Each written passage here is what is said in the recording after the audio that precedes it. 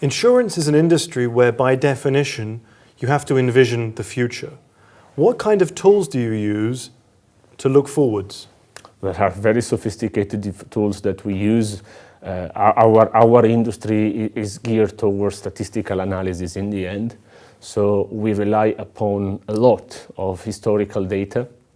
And also we do rely upon econometric models and predictory models that enable us to try to make sense of what could be the future.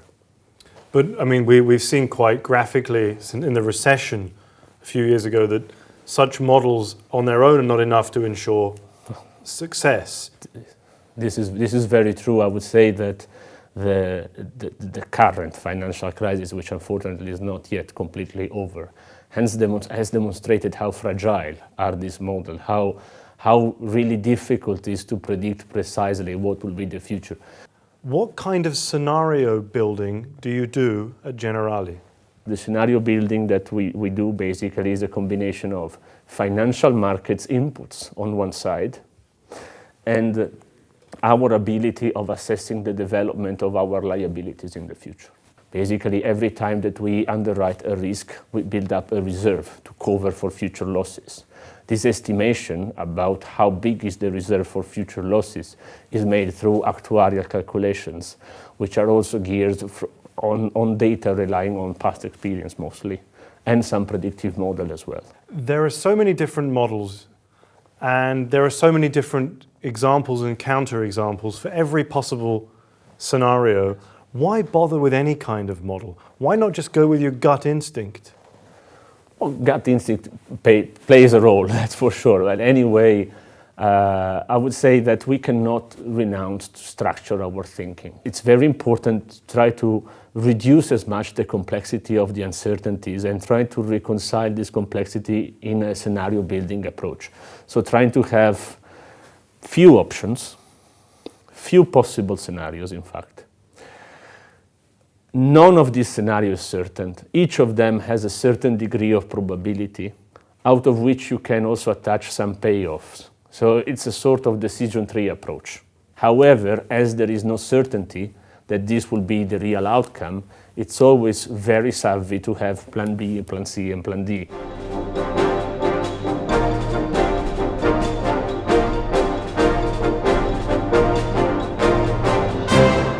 In the insurance industry, they use a lot of retroactive data to build their arguments about what will happen. Is data about the past useful when we're planning the future? It can be useful to look at the patterns, to enrich our analysis, but scenario building goes much far beyond that. First of all, we always think about various outcomes. So when you look at the worst possible scenario, on the same page you have also the best possible scenario, and you have the status quo scenario, and you have the niche market development scenario.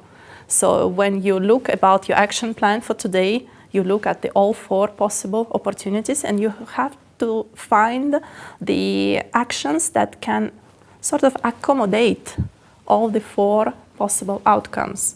A giant dinosaur could land from space and start eating our offices. We can't plan for everything. Why bother? We can't plan for everything. This is true. That doesn't mean that we have to entrust our future to the past. So this would be very wrong and very dangerous reasoning. At the present, doesn't tell you anything about the future. What is a critical uncertainty? It has two characteristics. It has potentially very important impact on the company, and the probability of this event is highly uncertain. If I engage with or address critical uncertainties, what do I get? What can I do that I couldn't do before? It gives you the possibility to think about the options. And Aristotle said that when we start thinking about the future, it gives us the freedom of option. I think this is really important.